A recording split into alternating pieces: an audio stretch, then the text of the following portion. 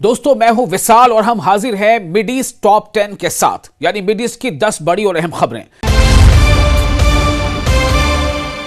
Tehran نے پانی کے اندر میزائل سرنگوں کے نیٹ ورک کی نقاب کشائی کی ہے اور خبردار کیا ہے کہ اگر امریکہ نے اسلامی جمہوریہ پر حملہ کیا تو آبنائے ہرمز یعنی اسٹریٹ آف ہرمز محفوظ نہیں رہے گا۔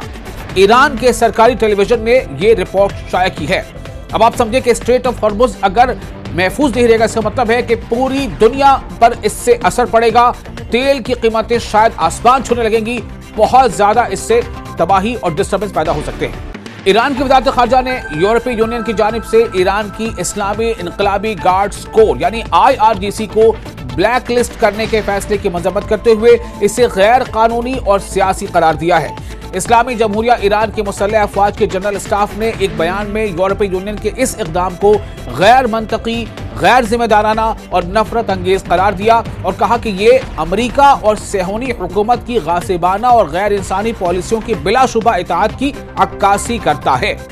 جنگ بندی کی خلاف ورزیوں کے دوران غزہ پر اسرائیلی حکومت کے فضائی حملے میں 2 شہری ہلاک ہو گئے ہیں اور کئی زخمی ہو گئے ہیں۔ الاقصی شہداء اسپتال کے طبی حکام کے مطابق یہ ہلاکتیں اسرائیلی حکومت کے لڑاکا طیاروں کی جانب سے وسطی غزہ میں المغازی مہاجر کیمپ میں شہریوں کے ایک اجتماع پر بمباری کے بعد ہوئی ہیں۔ وزیر خارجہ جیہون پیراموف نے کہا ہے کہ جمہوریہ آذربائیجان اپنی فضائی حدود یا سرزمین کسی بھی ریاست کو پڑوسی ملک ایران کے خلاف فوجی کارروائیوں کے لیے استعمال کرنے کی اجازت نہیں دے گا۔ گویا ایران کے حق میں ایک بہت بڑی خبر آذربائیجان کی طرف سے۔ آذربائیجان کی وزارت خارجہ کے مطابق بیراموف نے یہ بات جمعرات کو ایرانی وزیر خارجہ عباس اراغچی کے ساتھ فون پر بات چیت کے دوران کہی۔ علاقائی پیش رفت سے خطاب کرتے ہوئے بیراموف نے کہا کہ خطے میں حالیہ کشیدگی میں اضافہ تشویش کا باعث ہے۔ جمعرات کو ایرانی فوج کی جنگی تنظیم میں 1000 اسٹریٹجک ڈرون شامل کیے گئے تھے۔ ایرانی فوج کے کمانڈر میجر جنرل امیر حاتمی کی طرف سے جاری کردہ حکم نامے کے تحت سروس میں آنے والے نئے طیارے سے یعنی فوج کی 4 شاخوں کی آپریشنل صلاحیتوں میں نمایاں اضافہ متوقع ہے۔ ڈرونز کو فوج کے ماہرین نے وزارت دفاع کے تعاون سے تیار کیا ہے، جو ابھرتے ہوئے خطرات اور جون 2025 میں مسلط کی گئی 12 روزہ جنگ سے سیکھے گئے سبق کی بنیاد پر تیار کیے گئے۔ جمعے کے روز ایک امریکی فوجی بحری جہاز نے خلیج عقبہ میں لنگر انداز ہونا شروع کر دیا ہے کیونکہ ایران کے ساتھ کشیدگی میں اضافہ ہو رہا ہے۔ اسرائیل کی سرکاری نشریاتی ادارے کان نے یہ رپورٹ شائع کی ہے۔ یہ پیش رفت امریکہ اور اسرائیل کے درمیان جدید فوجی تیاریوں اور قریبی ہم آہنگی کے تناظر میں سامنے آئی ہے۔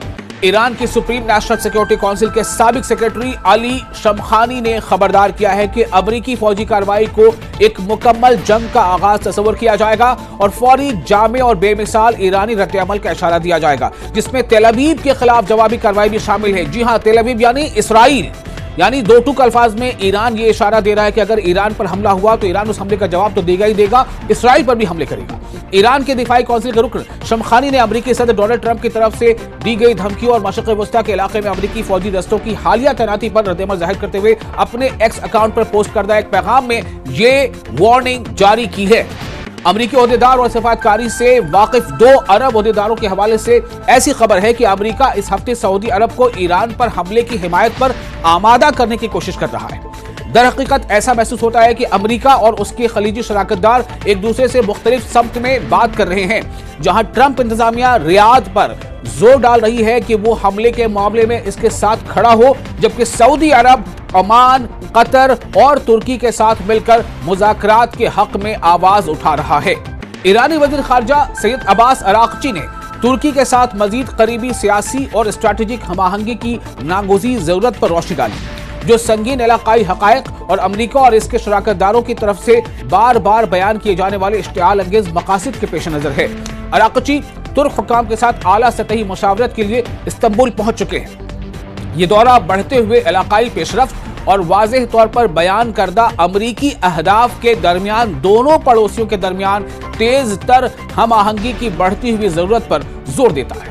شام کی حکومت اور سیرین ڈیموکریٹک فورس یعنی SDF نے سیرین ڈیموکریٹک فورس نے کئی ہفتوں کی لڑائی کے بعد جنگ بندی کے ایک معاہدے پر اتفاق کر لیا ہے اور دونوں فریق اپنے فوجی اور انتظامی اداروں کو ضم کرنے کا منصوبہ رکھتے ہیں۔